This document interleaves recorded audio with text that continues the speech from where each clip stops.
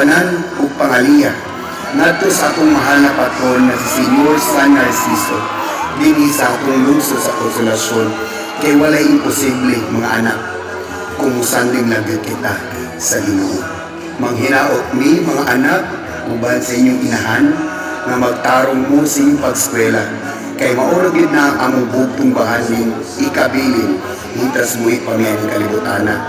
Kay kung mutaliwan na kami sa kalibutan, maurog gid na ang inyong bugtong bahani na makasugubang mo sa tanang mga pagsuway sa kinabuhi. Ang edukasyon na mo'y hinigiban o yawi sa kauswagan, hinigibang bubuntog sa kalisdanan.